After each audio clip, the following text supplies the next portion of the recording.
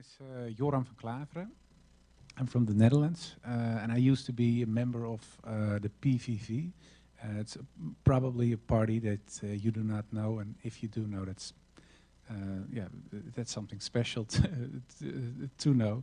It's the party of Geert Wilders. Maybe you've ever heard of him, the guy with the blonde hair. It's not his real hair color. I know. But he founded the party in 2006, and it's called the PVV, the Freedom Party of the Netherlands. And the main goal of that party was to make sure that Islam was not able to grow in the Netherlands, and later on, it was the purpose was to ban Islam from the Netherlands in total. Well, I'll come back to that later. Maybe it's interesting that I introduce myself a little bit. My name is Joram van Klaveren, as I said, and I grew up in a very Orthodox Protestant environment. My mother and father were members of the Reformed Church. I have an older brother, a sister, another younger brother. We went to church. We read the Bible. We did all the things that normal Christian people do. But we were we were members of a very strict denomination of the Christian Church. So other religions, were gone astray, in the opinion of the theologians of my church. So that's something that it was not explicitly said, but it's something that you learn during the days that you get raised till let's say 16, 17. I had a certain religious bias towards Islam, not specific Islam, but other religions in general. But Islam was certainly not an option to look at in a positive way whatsoever. I studied religion, comparative religion, when I got older. I went to university. But you take, of course, the things you learn in your upbringing with you. So that's something I did too. I became politically active after 9/11, because September 11, 2001 was the first day of my study of comparative religion. So it was a strange kickoff. After that, we had a murder in the Netherlands. Maybe you've heard of it, Theo van Gogh. He was murdered by a jihadist, a lady who is active in the United States as well, who's from the Netherlands, Ayaan Hirsi Ali. She was in parliament when I was an assistant of a politician back then. So the whole sphere in a political sense and in a social sense was very anti-Islam. Of course, you had the terrorist attacks in London, Madrid, etc., etc. So there was a certain time that the view that people had when it came to Islam became a negative and more negative, more negative. And I think that another thing that's very important that played a role in the way I developed myself is the fact that in Europe there is a historical bias towards Islam because of the historical clashes. And we have crusades from the Christian church towards the Islamic world. There are attacks from Ottoman Empire, for example, on the Christian part of the world. So there have been clashes for hundreds of years, one side, the other side, and the other way around. And the combination of those things, the start of my comparative religion study at September 11, 2001, the fact that Theo van Gogh was murdered, my upbringing, and I think the historical bias of Europe when it comes to Islam, the combination of those things made me want to become politically active. And I was searching for a party who was most anti-Islam. Well, I found that party. There was Geert Wilders from the PVV. And I did everything I could, when I became a member of parliament. It was in 2009, 2010. So that's way back, and yeah, the last I think 7, 8 years of the 7, 8 years after that, I did everything that I could to stop Islam from growing. I tried to get legislation to ban Islamic schools in the Netherlands, to ban all mosques, to prohibit reading the Quran. So, and in one time we made legislation, or we tried to make legislation to ban Islam in general from the Netherlands, of course, and alhamdulillah, it didn't work. But that was something that we tried. And I left Islam. Sorry, I left the political party, the PVV, in 2014, 2015. And that was because it was an anti-Islam party. But in 2014, 2015, Geert Wilders was active at a rally, a right-wing rally, and he asked the people, do you want more or less Moroccans? And the whole crowd shouted less, less, less. And then he said, okay, I'll make that happen.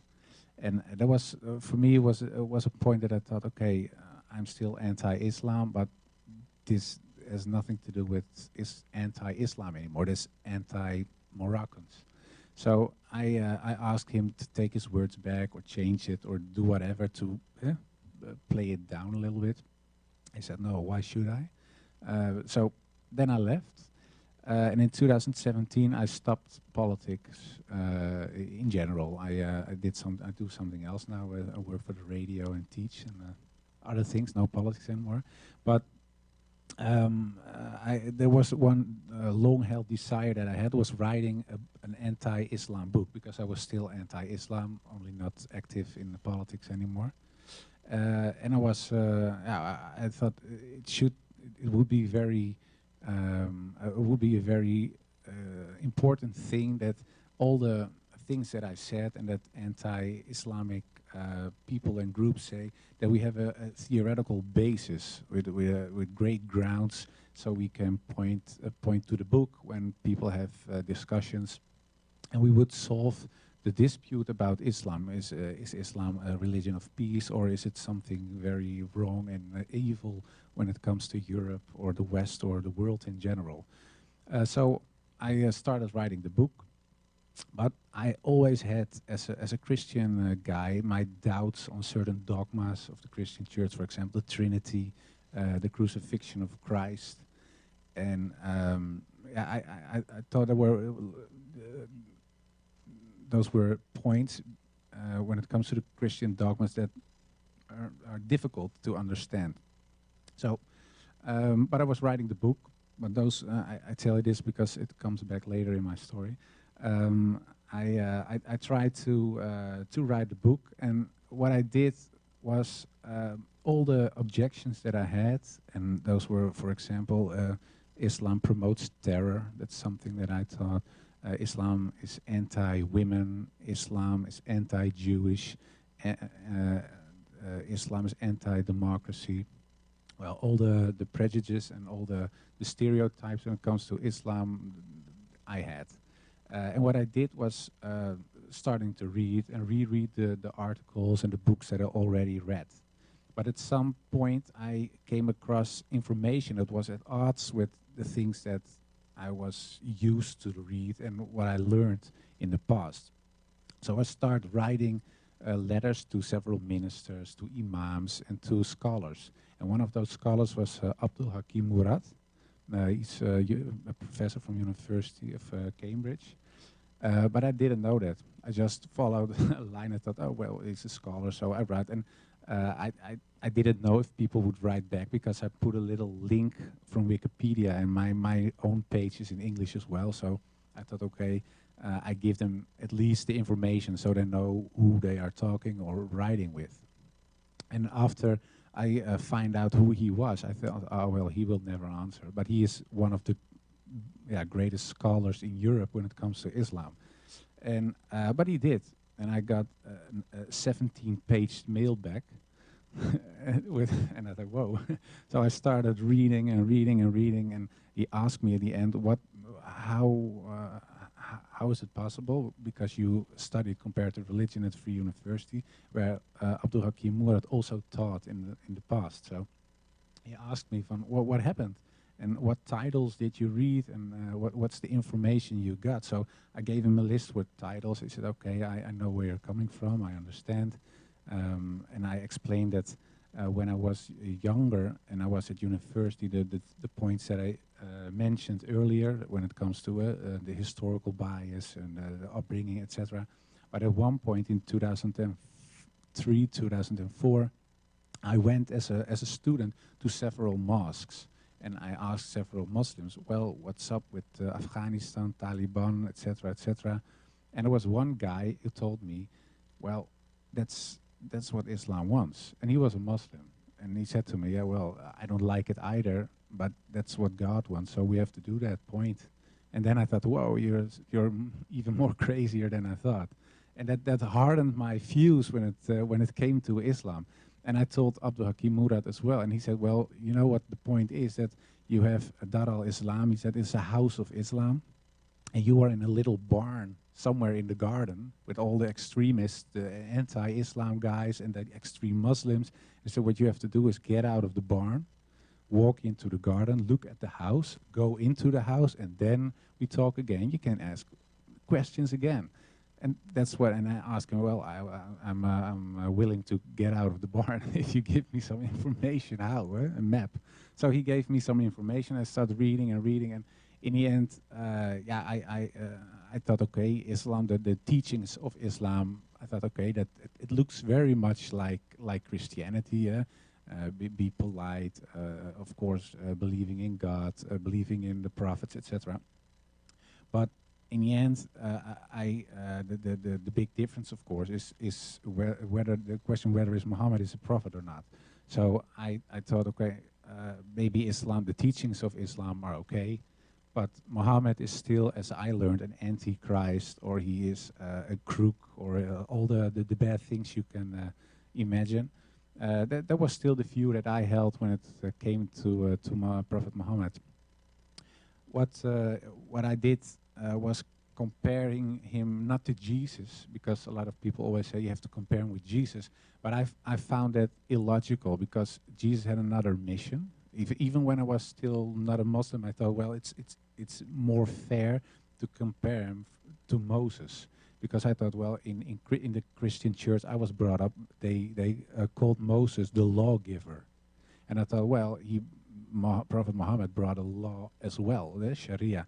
So I thought, well, we have two guys who say they bring a law, so it's more fair that I compare those two with each other. And I thought, well, one of my objections was Muhammad used violence. And then, yeah, I read, of course, Moses used violence as well, and especially the guy who followed Moses when Moses died, Joshua is a prophet as well in the Old Testament. He used a lot of violence. And when I compared the teachings when it came to war between the Bible and the Quran, I found out that what the Quran, for example, says you cannot kill women, children, now all the things you probably know. But in the Bible, there are passages that say the opposite. They say you have to kill women, kill them all. And of course, let's be happy that's not what the most Christian churches teach. But there are passages in the Old Testament that say that you have to wipe out everything, even the grass. So everything has to be erased. So I thought, okay, when it comes to violence, I can no longer say that Muhammad, because he fought a war, and it was a defensive war, that he is no prophet if I accept Moses and Joshua, for example. So, okay. And then I went to another point and another one, and all the points that my objections against Muhammad, when I compared it to other prophets, I had no grounds anymore. So in the end, I thought, well, maybe they are all no prophets, or Muhammad is a prophet as well. And that was a point for me that I had to look into my heart to see I still believe in God. Well, if you believe in God, why do you believe God? There is a revelation. If I believe in a revelation, that the revelation is brought by someone or someone's. That's not an English word, but by people. And those people we call prophets. So I thought, okay, then Muhammad is a prophet.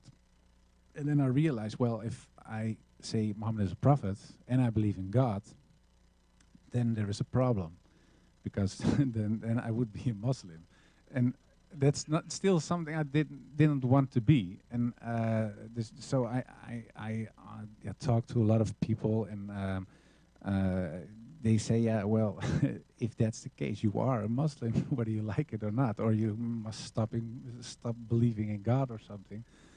But I couldn't, and then I thought, okay, I just park it and I don't do anything with it, and I'll leave it for what it is. But yeah, if you are a believing person, whether you're not a Christian or a Buddhist or a Muslim, you want to do something with the things you believe in, especially when it's the core or the cornerstone of your life. And it was still so. I believed in God, and I thought, yeah, I want to abide the laws of God. I want to do something that is good. So I had to do something with my newfound information, and I started looking for a publisher to do something with the book. And the book was not already finished, but most of the parts that I found out and the new information I found out were in the book, but not yet my conversion, because I didn't convert it yet. And I was looking for a typical Dutch publisher. So it's called in Dutch. It's called het Kennishuis. It means house of wisdom. But they wrote it in old style Dutch, and when you write it in old Dutch, it's typical Dutch. Most nationalist guys write it in old Dutch, so you see, oh, whoa, he's a real Dutch. So that's what it. And I thought, oh, okay. And the publisher wrote at Kennishuis, so the House of Wisdom, in Old Dutch, and they were specialized in Islamic literature. So I thought it was an anti-Islamic publisher, and I wrote them. Well, I have scripted, and I got it back, and I said maybe we can meet. And yeah, all of a sudden there was a guy against me, and he was sitting in front of me, and he was a Muslim. You look Muslim. Yeah, I am a Muslim. It's Islamic. It's an Islamic publisher. It's an Islamic publisher. You called it Kennishuis, and you wrote it in Old Dutch. Yeah, I know. We did it on purpose because